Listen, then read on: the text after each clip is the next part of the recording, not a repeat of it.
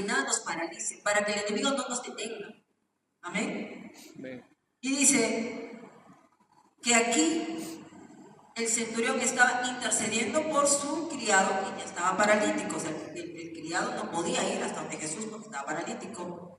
Pero el centurión era romano, no era creyente, no era judío. Fue donde Jesús. Jesús le dijo, yo iré y lo sanaré. Porque veía que se acercó a él. ¿No? Siendo autoridad, él se humilló y fue delante de Jesús y le pidió eso. Y se respondió el centurión y dijo, Señor, no soy digno que entres bajo mi techo. Solamente di la palabra y mi criado sanará. Pues también yo soy hombre bajo autoridad y tengo soldados bajo mis órdenes. Y digo a este, ve y va, y al otro, ve y viene. Y a mi siervo, haz esto y lo hace. Y al oírlo Jesús se maravilló y dijo a los que lo seguían, de cierto os digo que ni aún en Israel he hallado tanta fe. Ni aún en Israel. Dice, os digo que vendrán muchos del oriente y del occidente y se sentarán con Abraham, Isaac y Jacob en el reino de los cielos, pero los hijos del reino serán echados a las tinieblas de afuera, y allí será el lloro y el crujir de dientes. Entonces Jesús dijo al centurión, vete, y como creíste te sea hecho. Y su criado quedó sano en aquella misma hora. ¿Cuántos saben que sin fe es imposible agradar a Dios? ¿No? Sin fe. Entonces, aquí porque él estaba diciendo que muchos hijos del reino de los cielos, dicen que aún se sentarán con Abraham, con Isaac, con Jacob, pero muchos vendrán desde el oriente al occidente. ¿Qué quiere decir? Que como Abraham es padre de muchas naciones, aún de los gentiles van a entrar al cielo por tener más fe que los hijos de Israel. ¿Por qué? Porque la palabra dice que los incrédulos no entrarán al reino de los cielos. No dice los no convertidos solamente, obviamente los que no reciben a Jesús. Dicen los incrédulos. Entonces, si tú tienes duda, si tú no les estás creyendo al Señor, porque no solo con tu boca tienes que decirle, Señor, te creo, porque dice que los demonios creen, porque los demonios lo conocen a Jesús, claro que sí, y tiemblan. Entonces, no basta con decir, Señor, yo te creo, pero en tu corazón tú no crees. No basta con decir con tu boca, sí, creo, pero estás lleno de dudas, lleno de pesimismo, de negativismo, creyéndole más a los diagnósticos de los médicos que creyendo al que es Jehová Rafa, Dios sanador. Amén. Yo en esta noche te tengo que testificar de Jehová Rafa, Dios sanador, porque ese fue el primer nombre que a mí se me reveló. Porque yo llegué a los pies de Cristo casi con un cáncer en el útero. Porque yo no conocía a Cristo. Yo vivía en fornicación. Y a mí me estaba cayendo una maldición. Entonces ya el médico me había dado mi diagnóstico. Me dijo, un poco más y eso ya es un cáncer. Ya estás en el principio de cáncer. Y es posible que no tengas hijos. Entonces cuando yo llegué a Cristo, el primer don que recibí fue la fe. Y yo le dije, Señor, yo te creo. Porque yo leo el Evangelio y yo sé que tú eres el mismo de ayer, hoy y siempre. Y yo te clamo por mi sanidad y por mi milagro. Señor, yo creo que aún tú podrías darme un útero nuevo. Yo te creo. De verdad, como una niña empecé a creer. Y luego hubo un evangelista que Dios usó. Y me dijo, Dios me ha enviado a que ore por ti. Porque he escuchado tu clamor. Y vas a recibir un milagro creativo. Y yo me emocioné, obviamente que sí. Pero nunca se me había manifestado de esta manera. O sea, yo dije, sí, ok, voy a orar y voy a recibirlo en fe. No fue así. Fue muy sorprendente mi milagro. Yo te testifico de esto porque mi vida se llenó de muchos milagros.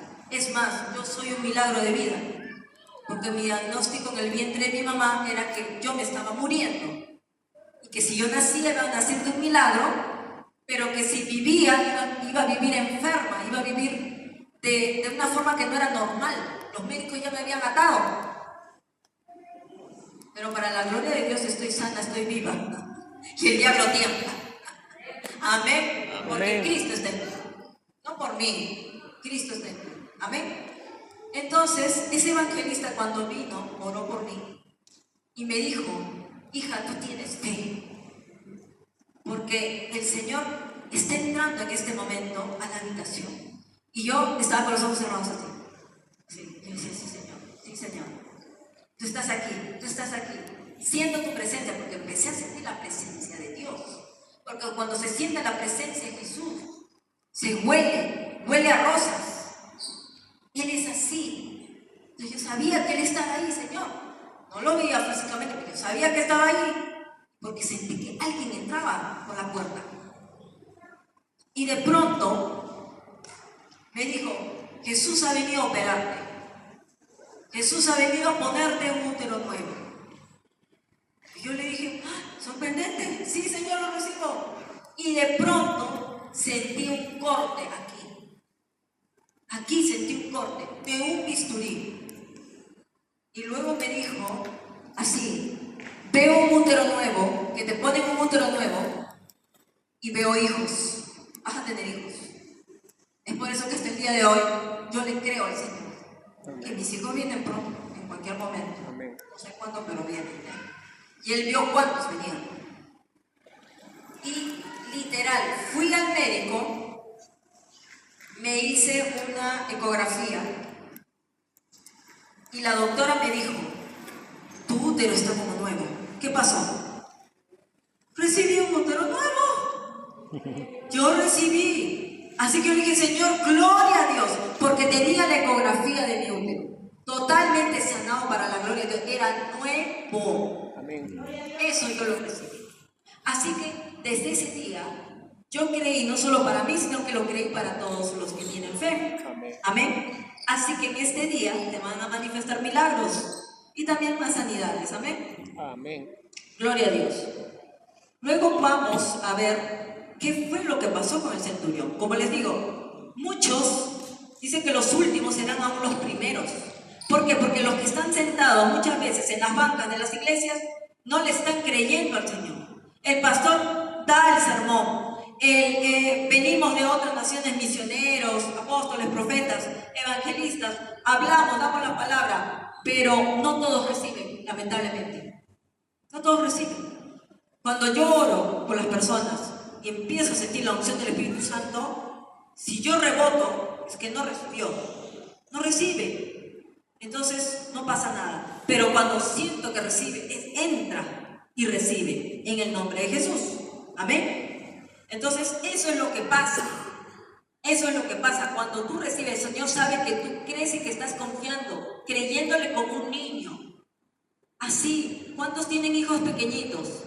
Que si tú le dices: espera aquí, espera, mijito, espérame que ya vengo, y él sabe que vas a regresar, te cree porque es un niño. Entonces lo mismo te está diciendo el Señor: espera que estoy en camino con tu bendición, espera que estoy probando. Y si Él dice: estoy aquí para traer sanidad, para traer, desatar tu milagro, le tienes que creer y recibirlo en fe.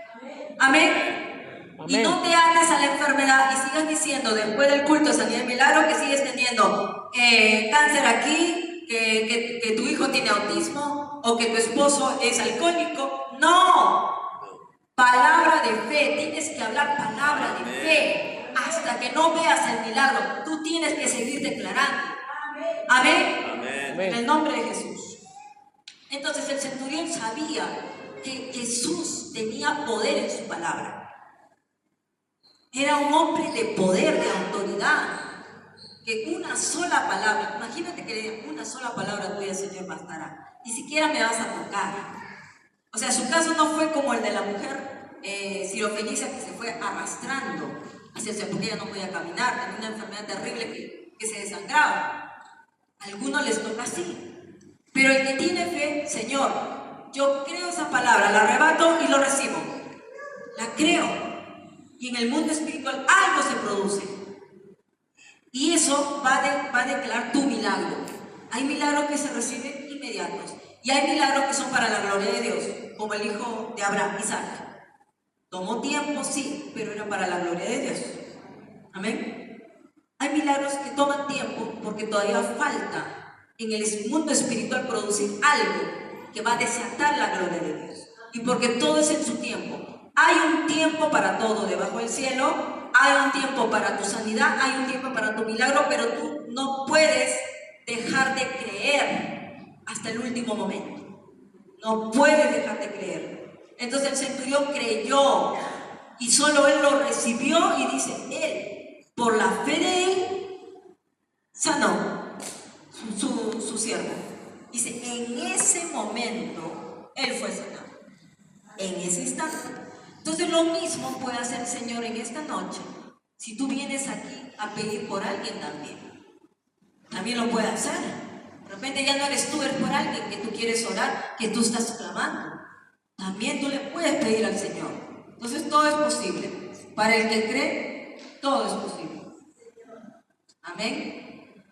Y vamos a terminar con la última historia, donde dice en Mateo 9 que Jesús sana a un paralítico, otro paralítico. Entonces, todos los leprosos, los paralíticos, los endemoniados, todos los que eran casos imposibles, se los llevaban a Jesús. Dice entonces, entrando Jesús en la barca, pasó al otro lado y vino a su ciudad. Y sucedió que le llevaron un paralítico, dice, tendido sobre una camilla.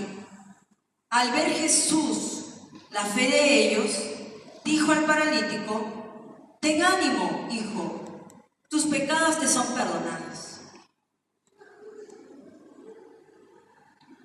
Dice que le llevaron sentado, dice ese paralítico, sentado sobre una camilla. Pero dice que Jesús vio la fe de ellos, de los amigos, de los que lo llevaron.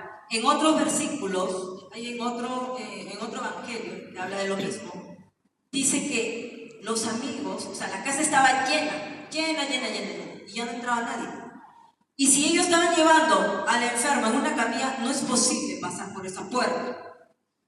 Pero ellos le creyeron al Señor, y los amigos llevaron la camilla, y dice que subieron y rompieron el techo de la casa. Imagínate que tú estás en tu casa cocinando y que alguien te rompa el techo. O sea, es algo muy, de pronto, sorprendente, ¿no? O que estemos aquí y de pronto alguien empieza a entrar por el techo. Bueno, se cae todo, pero ahí empezaron a remover, porque eran capas, eran como pajas, maderas. Ellos empezaron a remover todo, y descendieron a ese enfermo paralítico en esa camilla. Esa fue otro tipo de fe radical que el Señor dio. Porque la del centurión fue una fe radical. Fue te creo una palabra, la recibo y sé que mi siervo será salvo. Ya está. No necesito más.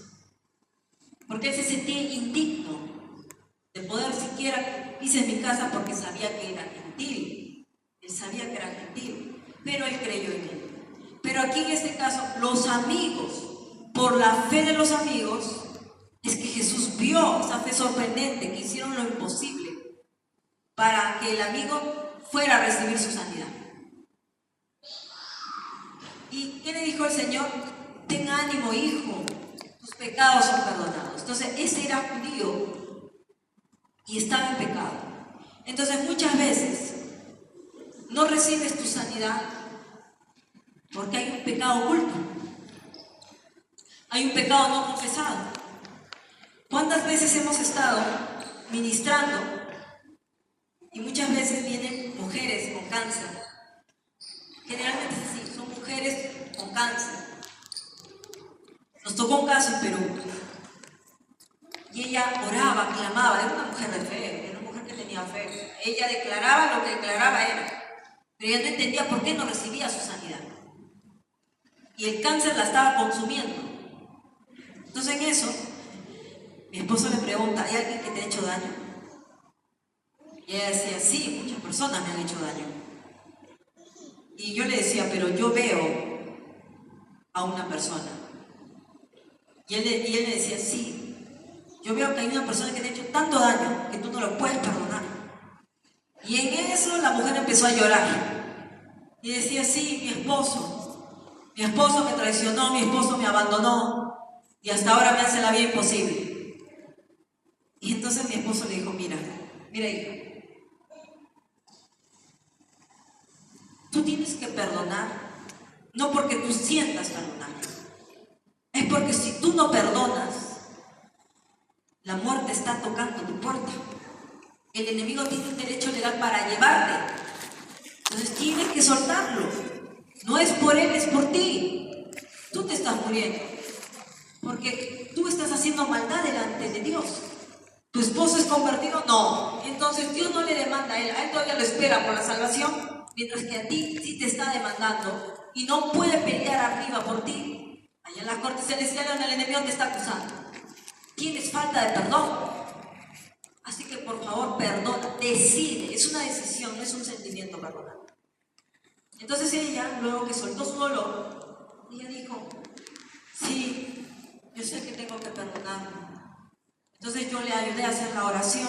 Le dije, bueno, si no te alcanza el perdón, pídele el perdón al Señor. El perdón que se dio desde la cruz a sus enemigos que lo crucificaban, y ahí frente a ellos que todavía se burlaban, lo escupían y le tiraban de todo. Le dijo, Padre, perdónales, porque no saben lo que hacen. Porque ellos mismos estaban trayendo maldición sobre ellos y sobre su descendencia. Entonces le dije, ese perdón de la cruz, tú lo necesitas. Pídele al Señor. Y ella dijo, sí, con el perdón de Dios yo lo recibo y decido perdonar y soltar ese varón. Ya, sale. Soltó todo el llanto, la lágrima y todo. Bueno, dijimos, vamos a regresar de aquí en un mes y ya veremos.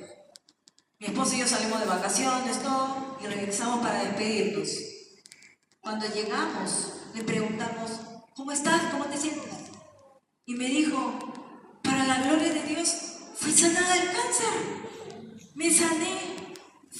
Tengo los resultados. Los médicos dijeron, ¿qué pasó? Desapareció las raíces de cáncer. Desapareció todo. Y así fue. Es que le dije, es que solo tenías ese pecado era oculto, te lo habías callado, estaba guardado y eso se estaba enraizando. Tus pulmones así eran unas raíces, como unos árboles. ¿Por qué? Porque tú en tu corazón decidiste matar a un hombre. Y eso te daba derecho a que la muerte te matara a ti. Pero ahora ha venido la vida y la vida en abundancia. Amén. Entonces, gloria a Dios, esa mujer fue sanada por Jesús porque le reveló cuál era su problema. Entonces, lo mismo pasó con este paralítico. Dijo, hijo, tus pecados te son perdonados. El Señor Jesús recibió la revelación de que la sanidad que iba a recibir él era por causa de sus pecados. Pero como vio que su corazón ya estaba arrepentido, le dijo, estás perdonado. Claro que después no se alegraron y lo criticaron al Señor Jesús. Pero ¿saben qué? No nos importa lo que la gente diga. Todos necesitan ser sanados. Todos necesitan ser libres. Pero todos aquellos que se acerquen a Jesús son los que van a experimentar esa sanidad. Entonces, eso es algo que también tienes que reconocer. Si hay pecado oculto, no confesado, acuérdate lo que dijo David, por cuanto callé, mis huesos se envejecieron. ¿Cuántos casos de artritis hemos visto? Falta de perdón. Gastritis, falta de perdón. Hay un derecho legal que el enemigo te está consumiendo el estómago. Y aún cuando se entrona ya llegas al cáncer de colon, mucho más avanzado. Entonces, no hay enfermedad que no pueda ser sanada por el Señor. Él es el sanador. Él es Jehová Rafa, el Dios que sana. Y así como hay una canción que dice en inglés, ¿no? Waymaker, Miracle Worker, The Promise Keeper, The Light in the Darkness. Dice, Jesús el hacedor de milagros. el que hace caminos, el que cumple promesas, el que es luz en medio de las tinieblas. Así que si tú portas la luz de Cristo, no va a haber enfermedad. Solo si tiene derecho legal el enemigo te puede tocar. Pero si tú le quitas ese derecho, decides perdonar, decides confesar tu pecado, decides sacar todo aquello de tu corazón, vas a recibir tu sanidad. Amén. Necesitas alinearte con Dios solamente, nada más. Y quiero terminar invitando a una persona que va a contar un testimonio que también para la gloria de Dios. ¿Qué fue lo que pasó con su mamá? Porque si tú tienes fe, tu familia también puede ser sana. Tu familia puede ser salva, puede ser sana. Así que él nos va a contar qué le pasó cuando a su mamá le diagnosticaron cáncer. ¿Qué pasó ahí?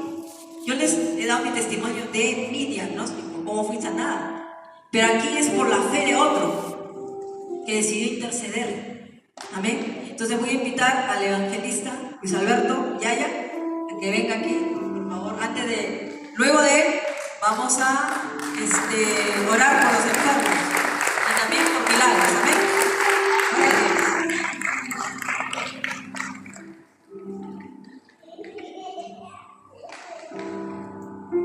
Buenas noches a todos. Mi nombre es Luis Yaya, para los que no me conocen, soy peruano. Sí, soy peruano cordobés, ¿no? Fui fabricado aquí en Córdoba y fui envasado allá en Lima. Bueno, ya me pusieron de chapa el cordobés aquí. Es la primera vez que vengo aquí a Argentina. Estoy muy contento de conocer esta tierra de mi madre. Y bueno, si todo cristiano tiene un testimonio de vida,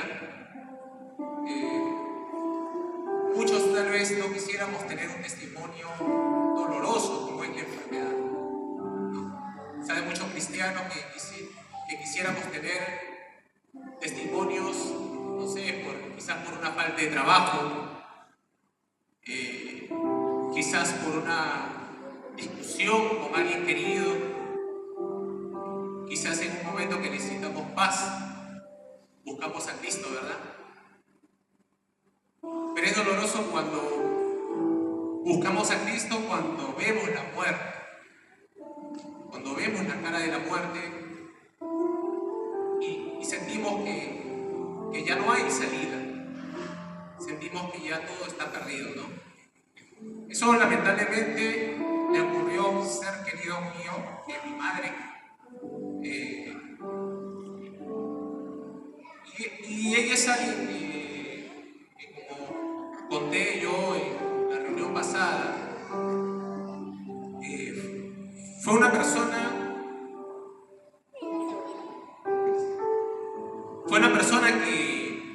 a quien el enemigo usó mucho para atacarme. Cuando yo entregué mi vida a Cristo, el enemigo la usó para que ella fuese la persona de quien más ataques yo reciba. Fue una persona que el enemigo usó para desecharme delante de mi familia, ¿no?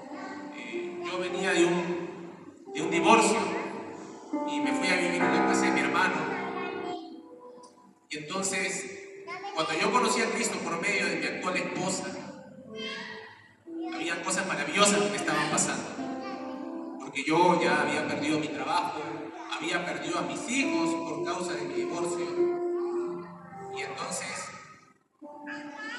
yo quería conocer ese Dios maravilloso que podía cambiarme la vida, que podía transformar mi vida. Entonces, cuando yo conocí a Cristo, yo quise lo bueno también para mi familia, porque veía a mi familia que se perdía, veía a mi familia que estaba en convivencia, veía a mi hermano con quien yo vivía que estaba en el alcoholismo, y veía a mi madre incrédula totalmente. Entonces, mi madre le decía a mi hermano, bóteselo, sácalo. No permitas que esté hablando ya de Dios. No puedes estar todo el tiempo hablando de Dios. Deja tranquilo a tus hermanos, me decía. Y lo maravilloso que, como dice la palabra, aunque tu madre y tu padre te dejara, con todo y eso, Dios nos recoge, ¿verdad? Y a mí no me importaba, lo que yo quería era salvar a mi familia, ayudar a mi familia. Mi madre seguía con su forma de ver a Dios a su manera, ¿no? Yo vengo de una familia casi atea. Mi padre fue ateo totalmente. Siempre se burlaba y siempre nos hablaba mal de Dios. Siempre decía que está demostrado que solamente en países de gente ignorante creen ser superior. Así hablaba mi padre. Y yo, como era niño, quizás no me ofendía tanto, no lo entendía. Cuando mi padre fallece, mis hermanos y yo veíamos a mi madre quizás tratando de que ella fuera nuestro auxilio, nuestro socorro, y que ella pudiese darnos en algún momento una palabra de fe. Pero mi madre, siendo católica, decía que Dios está en el cielo y Él no tiene que ver nada con nuestra vida. Ella decía cosas como que no podemos esperar siempre de Dios, que nosotros tenemos que arreglarnos aquí en la tierra, que no podemos estar metiendo a Dios todo el tiempo, ¿no? Entonces mi madre nos crió así, de esa manera, ¿no? Como malos cristianos, porque en realidad los católicos también se consideran cristianos, ¿no? Y la intención siempre de nosotros los cristianos es que sean buenos cristianos, ¿no?